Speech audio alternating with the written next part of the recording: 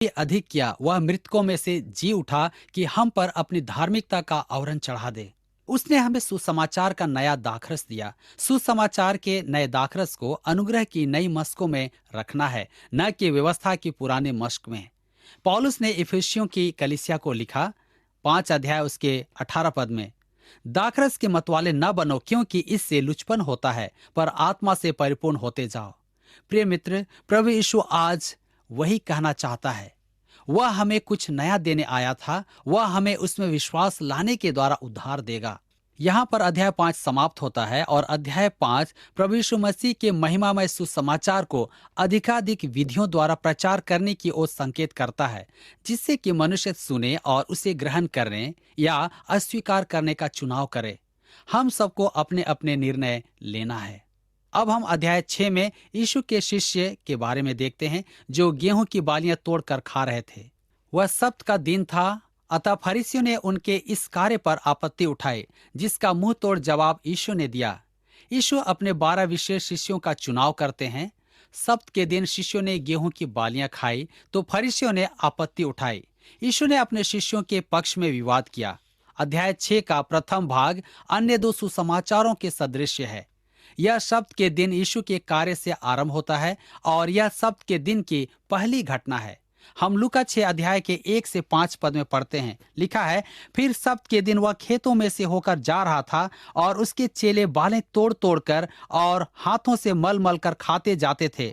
तब फरीसियों में से कई एक कहने लगे, तुम वह काम क्यों करते हो जो सब्त के दिन करना उचित नहीं? यीशु ने उनको उत्तर दिया, क्या तुमने यह नहीं पढ़ा कि दाऊद ने जब वह और उसके साथी भूखे थे तो क्या किया? वह क्यों कर परमेश्वर के घर में गया और भेंट की रोटियां लेकर खाई, जिन्हें खाना याजकों को छोड़ और किसी को उचित नहीं, और अपने साथियों को भी दी।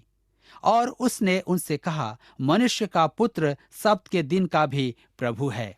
मेरे मित्रों, हम देखते हैं कि शिष्य गेहूं की बालियों को हथेली पर मल मल कर साफ करके खा रहे थे। फरीसियों ने उन्हें सब्त के दिन दौनी करने का दोषी ठहराया।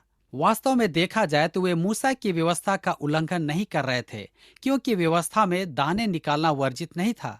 देखिए व्यवस्था विवरण की पुस्तक 23 अध्याय उसके 24 और 25 पद में, यदि वे हंसिया लगाकर काटते तो वह फसल काटने का काम था। फरीसियों की अपनी ही व्याख्या होती थी, अतः उन्होंने शिष्यों के काम को शब्द का उल्लंघन ठहराया। प्रभु यीशु ने विवाद नहीं किया। उसने दाऊद के जीवन की घटना सुनाई, जो निश्चय ही व्यवस्था विरोधी थी, परंतु उसे उचित ठहराया गया। यीशु के कहने का अभिप्राय यह था कि परमेश्वर के दासों पर यदि व्यवस्था के कारण क्लेश हो तो व्यवस्था की अनिवार्यता उचित नहीं। स्पष्ट है कि शिष्य भूखे थे, यीशु के पीछे चलने का वे मूल्य चुका रहे थे। और दूसरी घटना है सब्त के दिन आराधनालय में सूखे हाथ के मनुष्य की चंगाई। हम लूका 6 अध्याय के 6 से 11 पद में पढ़ते हैं, और ऐसा हुआ कि किसी और सब्त के दिन को वह आराधनालय में जाकर उपदेश करने लगा, और वहां एक मनुष्य था जिसका दाहिना हाथ सूखा था। शास्त्री और फरीसी उस पर दोष लगाने का अवसर पाने के लिए उसकी ताक में थे कि देखें वह सब्त के दिन चंगा करता है कि नहीं, परंतु वह उनके विचार जानता था। इसलिए उसने सूखे हाथ वाले मनुष्य से कहा, उठ, बीच में खड़ा हो। वह उठ खड़ा हुआ।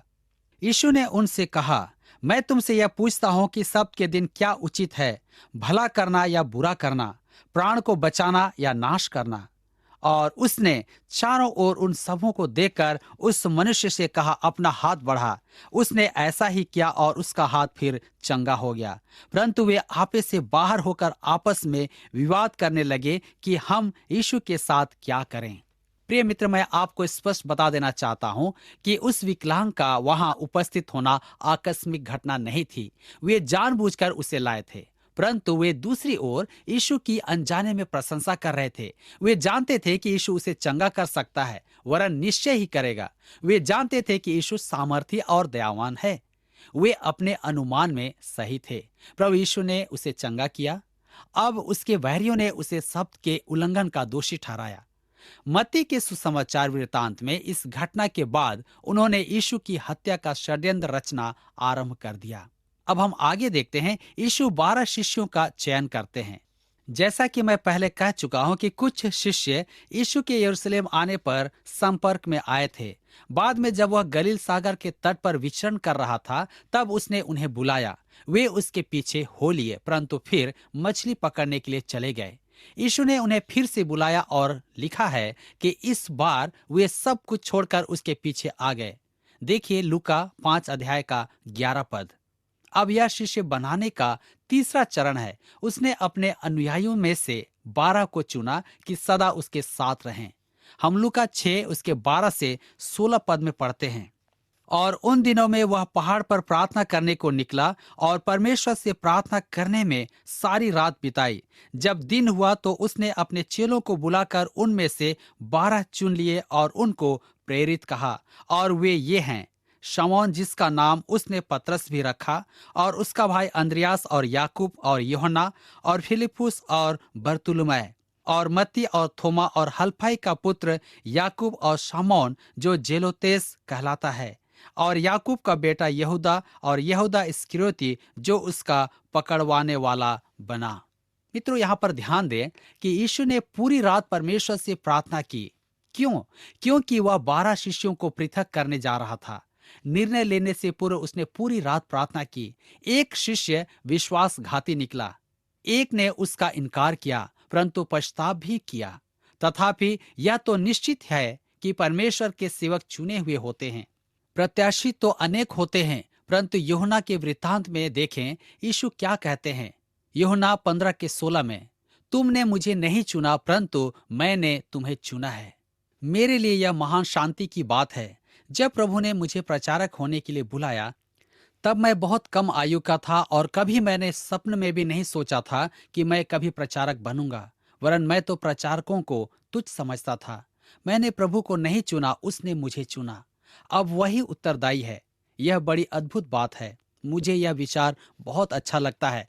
प्रभु यीशु ने पूरी रात प्रार्थना करना आवश्यक एवं उचित समझा, और परमेश्वर की सेवा के लिए मनुष्यों का चुनाव करने के लिए भी बहुत प्रार्थना की आवश्यकता होती है। एलिय्याह की चादर पर नहीं गिरी थी। हाँ, आजकल इस अधिकारियों का चयन इस हमें अपनी भावनाओं का परमेश्वर से प्राप्त खोजना चाहिए।